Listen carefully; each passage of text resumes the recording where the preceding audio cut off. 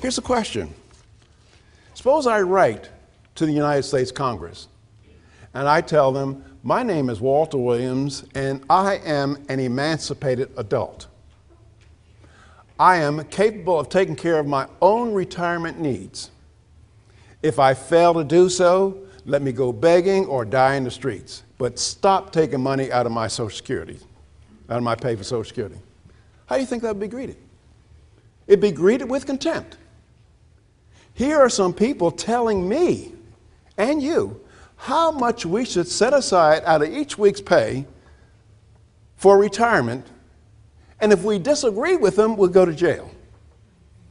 What do you think how about they're telling us how much we should set aside out of each week's pay for housing, for food, for education? If they did that, then we would definitely say that's tyranny. So what's the difference? So this is what I mean when our liberties are increasingly being treated as dirt. Now, the ultimate end to this process is totalitarianism, which is nothing more than a reduced form of servitude. Now, I'm not saying that we are a totalitarian nation yet. But if you ask the question, which way are we headed, tiny steps at a time, are we headed towards more personal liberty, or are we headed to more government control over our lives? It'd have to be unambiguously the latter. Now remember, if you take tiny steps towards any goal, it's just a matter of when you're going to get to that goal. Or as the great philosopher David Hume said, it is seldom that liberty of any kind is taken or is lost all at once. It's always lost bit by bit. Or my late colleague Leonard Read, the founder of the Foundation for Economic Education, he put it even better.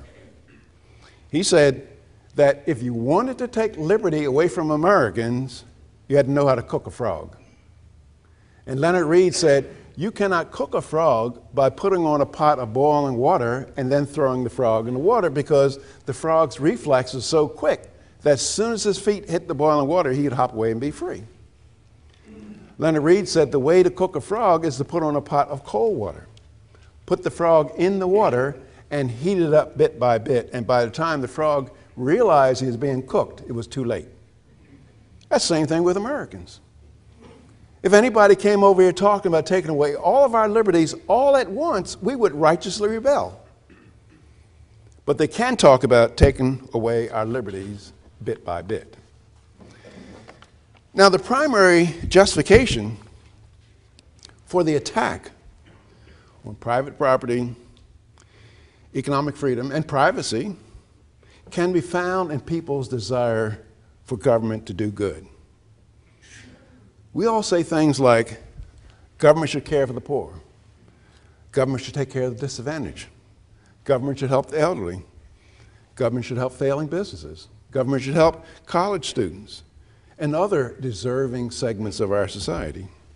Well, it's all nice to say those things, but we have to recognize that government has no resources of its very own. That is what I mean by that, ladies and gentlemen.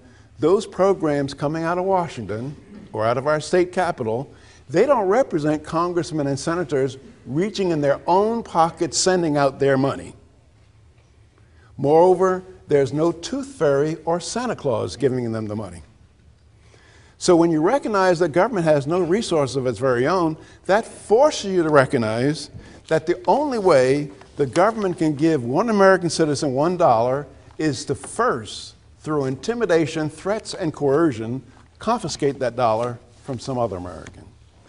Now, if you believe I'm being too loose with the terminology intimidation, threats, and coercion, you have April 15th to check me out on that. You can tell the agents of the United States Congress that you're only too willing to pay for the constitutionally mandated functions of the federal government, but you're not going to have your money going to farmers or bailing out banks and stuff like that. So you will see all the intimidation, threats, and coercion that you want to see.